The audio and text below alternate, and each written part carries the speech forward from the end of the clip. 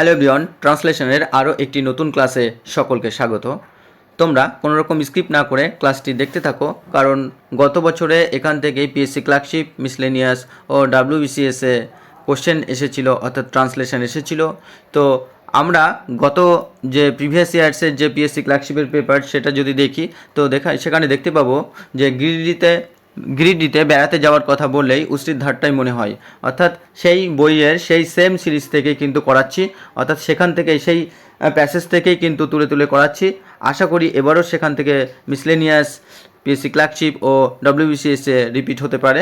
তো সুতরাং তোমরা স্কিপ না করে ক্লাসটি প্রথম থেকে দেখতে থাকো। এই সিরিজটা যতদিন না শেষ হবে এটা করাতে থাকবো, তো এখান থেকে রিপিট হতেই পারে, অর্থাৎ এখান থেকে দিতেই পারে। এই সিরিজটা খুবই ইম্পর্টেন্ট। তো চলো কোনো রকম স্কিপ না করে আমরা ক্লাসটি শুরু করি।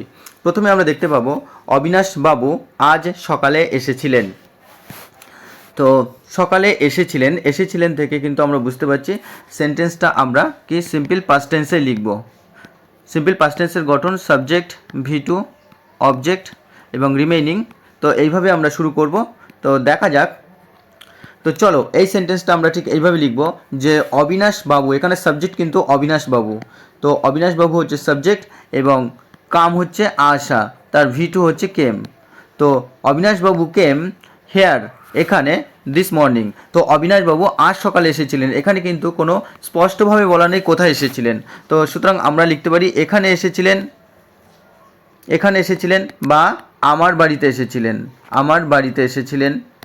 সুতরাং এইভাবে কিন্তু আমরা বলতে পারি। তো অবিনাশবাবু কেম হেয়ার, অর্থাৎ এখানে এসেছিলেন, যেহেতু এখানে স্পষ্টভাবে কিছু বলা নেই তো আমি এখানেই লিখলাম অবিনাশবাবু কেম হেয়ার, এখানে এসেছিলেন দিস মর্নিং, অর্থাৎ আজ সকালবেলা।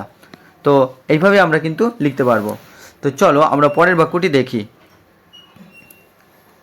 পরের বাক্যটি আছে আমাকে বৈঠকখানায় খবরের কাগজ হাতে বসে থাকতে দেখে বললেন ব্যাপার কি।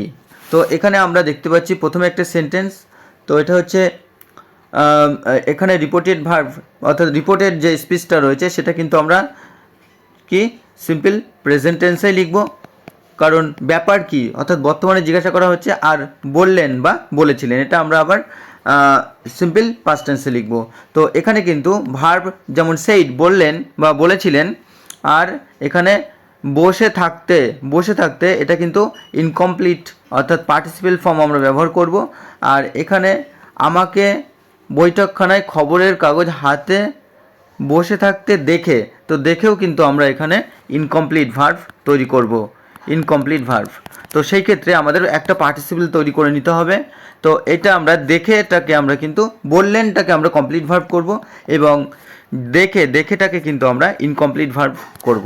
তো চলো দেখি কিভাবে লিখতে পারি। তো আমরা এইভাবে লিখতে পারবো যে সিইং মি সিটিং, আমাকে দেখে কি বসে থাকতে। তো এই সিইং হচ্ছে এখানে কিন্তু পার্টিসিপল, তাহলে এখানে আমরা কি ব্যবহার করলাম পার্টিসিপল হচ্ছে ভার্বের 1 নম্বর ফর্মের সাথে আইএনজি যুক্ত করে ব্যবহার করা হয়।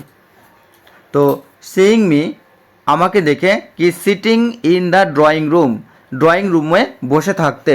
তো এখানে সিটিং কিন্তু ব্যবহার করেছে অ্যাজ এ কি নাউন ব্যবহার করা হয়েছে, সিটিংকে অ্যাজ এ নাউন ব্যবহার করা হয়েছে, কারণ এখানে সিইং মি সিটিং আমাকে বসে থাকতে দেখে, এখানে সিটিং আমরা অবজেক্ট হিসেবে ব্যবহার করেছি এই ছোট্ট বাক্যটাই। তো অবজেক্ট কখন ব্যবহার হয়, যখন নাউন বা অ্যাডজেক্টিভ থাকে তখন কিন্তু অবজেক্ট হিসেবে ব্যবহার করা হয়। তো seeing me sitting in the drawing room with a newspaper in my hands, আমার হাতে একটা নিউজ পেপার বা আমার হাতে একটা খবরের কাগজ হাতে নিয়ে বসে থাকতে দেখে হি সেইড, তিনি বললেন, কি বললেন, হোয়াট ইজ দ্য ম্যাটার, আচ্ছা ব্যাপারটা কি বা কি বিষয় বা কি কারণ, বা আমরা বলতে পারি যে হোয়াট ইজ দ্য রিজন, কি ব্যাপার বা কি কারণ, বা হোয়াট ইজ দ্য কজ বা what is the matter.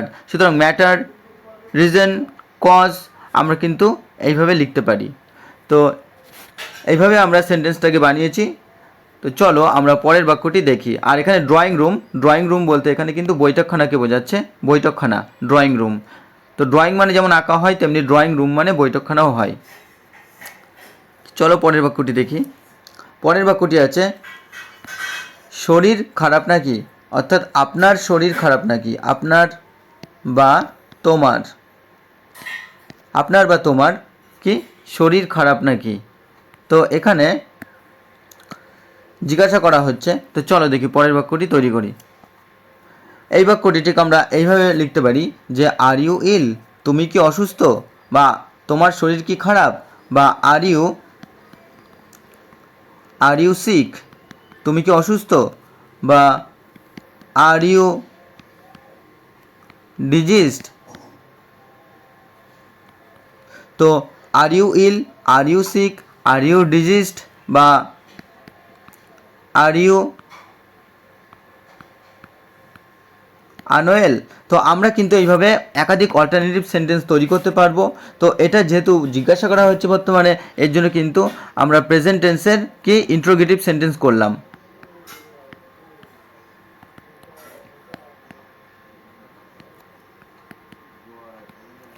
Present টেন্সের ইন্ট্রোগেটিভ সেন্টেন্সে লিখলাম। তো এরকম আমরা একাধিক অল্টারনেটিভ সেন্টেন্স কিন্তু তৈরি করতে পারবো।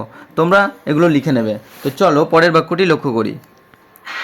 পরের বাক্যটি আছে, সকালবেলা এইভাবে হাত পা গুটিয়ে বসে থাকতে দেখেছি বলে তো মনে পড়ে না। দেখেছি বলে তো মনে পড়ে না।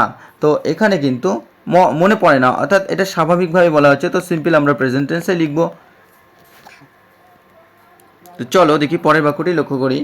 ঠিক এইভাবে আমরা লিখব যে আই ডু নট রিকল, অর্থাৎ আমি স্মরণ করতে পারছি না বা আমার মনে পড়ছে না। I have ever seen you, আমি তোমাকে কখনো এইভাবে দেখেছি। সিটিং লাইক দিস, এরকমভাবে বসে থাকতে। With your arms and legs folded, অর্থাৎ হাত পা গুটিয়ে। ইন দ্য মর্নিং, সকালবেলায়। তাহলে কি আই ডু নট রিকল, আমি স্মরণ করতে পারছি না বা আমি মনে করতে পারছি না। তাহলে কি বলতে পারি, I do not recall, I do not recollect, বা আই ডু নট রিমেম্বার বলতে পারি,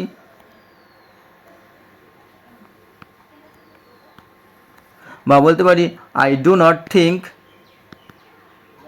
তাহলে কিন্তু এটা আমরা এইভাবে বলতে পারবো, আই ডু নট রিকল, বা I do not recollect, I do not remember, I do not think. অর্থাৎ এটা সবগুলোই হচ্ছে আমি মনে করতে পারছি না, আমি স্মরণ করতে পারছি না, বা আমার মাথায় আসছে না, এমনটা কিন্তু আমরা বলতে পারি যে আই হ্যাভ এভার সিন, আমি তোমাকে কখনো দেখেছি বা আমি আপনাকে কখনো দেখেছি। তো এখানে কিন্তু আবার কি, এটা কিন্তু আবার প্রেজেন্ট পারফেক্ট টেন্স ব্যবহার করা হয়েছে। তো সেই ক্ষেত্রে এখানে সাবজেক্ট ব্যবহার করা হয়েছে, আর হ্যাভ হচ্ছে অক্সিলারি ভার্ব, এবং সিন হচ্ছে সি এর থার্ড ফর্ম, সিন। আর সিটিং, তো এখানে সিটিং কিন্তু নাউন হিসাবে ব্যবহার করা হয়েছে, বসে থাকতে বা বসে থাকা যেটা। আর লাইক দিস, এইরকম with your arms and legs folded, হাত পা গুটিয়ে, বা with your arms and legs কি আমরা বলতে পারি, রোল্ড আপ, অর্থাৎ গুটিয়ে। ইন দ্য মর্নিং, অর্থাৎ সকালবেলায়। তো চলো আমরা কিন্তু পরের বাক্যটি দেখব। তো বন্ধুরা, এই ছিল আজকের একটি ছোট্ট এবং ভেরি ভেরি ইম্পর্ট্যান্ট একটি প্যাসেজ। তো এইভাবে কিন্তু আমরা এই সিরিজটাকে পুরোটা কমপ্লিট করব। তো আরেকটু এর বড় আকারে লেখার চেষ্টা করব, কিন্তু এটা এনাফ পিএসসি ক্লার্কশিপের জন্য। এবং আশা করি তোমাদের ক্লাসটি ভালো লেগেছে। যারা প্রথম তারা অবশ্যই সাবস্ক্রাইব করে পাশে থাকা বেল আইকনটি প্রেস করে রেখো, এবং যারা প্রতিনিয়ত ক্লাস দেখো তারা দেখতে থাকো। এই সিরিজটা আমি কন্টিনিউ করতে থাকবো যতদিন না তোমাদের পিএসসি ক্লার্কশিপ ও মিসলেনিয়াসের মেন্স হচ্ছে। কারণ এখান থেকে কিন্তু পরীক্ষায় অল্টারনেটিভ এক বছর পর বছরের পর বছর কিন্তু এখান থেকেই কোশ্চেন আসছে দেখছি। তো এখান থেকে ট্রান্সলেশনের প্যাসেজ যে দেবে না এটা নাও হতে পারে, অর্থাৎ এখান থেকে দিতেই পারে। তো সেইভাবে কিন্তু আমরা এই সিরিজটাকে পুরো কমপ্লিট করব ধরে ধরে। তো তোমরা এইভাবে পাশে দেখো। চলো দেখা হচ্ছে পরবর্তী ক্লাসে।